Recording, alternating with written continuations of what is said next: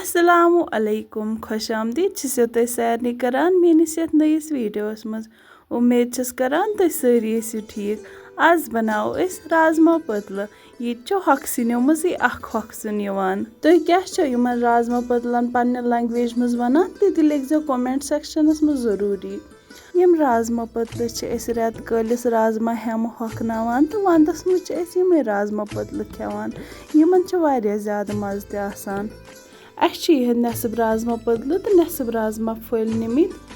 यम थवोक अकिस bowl मज करो one अत मज आब ऐड यम थवोक रातस अथ मज अगर न तुम टाइम आसवो तुम हेकि यमन फुकर ते दिथ रातस तरस थयित तुम वुचो यमन पन रंग वापस आमुत वन छलोक यम बे एक लट साफ पट अम सत नेर यमन यह गर्द सारी नेबर यपर प्रेशर कुकरस मज आब निमुत करो अत मज रुहन फल 5-6 सोबित मज रोंगन 2-4 बेयम छलित राजमा पतल ते ऐड करो अत लिड बंद योतम 5-6 सीटी लगन 5-6 सीटी दिन पत करो वन यम चक तुम वुचो यम बिल्कुल तैयार वन निमो अकिस कढ़ाई मज तील ये असल पट गरम गस अत मज करो यह गंड 1-2 ऐड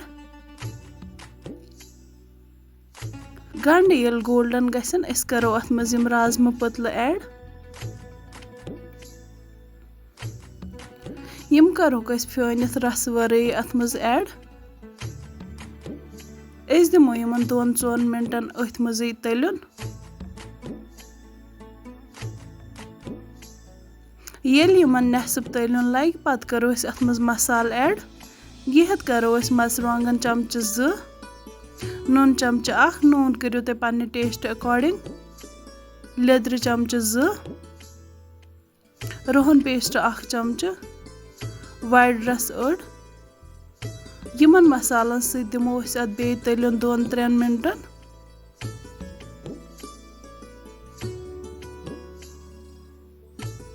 तुम हेकि वुचित यमन लोग वन तलन असल पट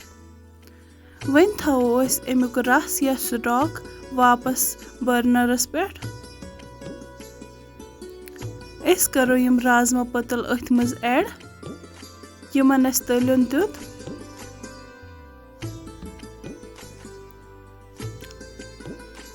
मिक्स करने पत करो अत लिड बंद योतम अत बे 1-2 सीटी लगन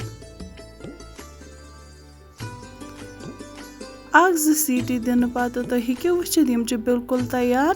यम वन बिल्कुल रेडी सर्व करने खतर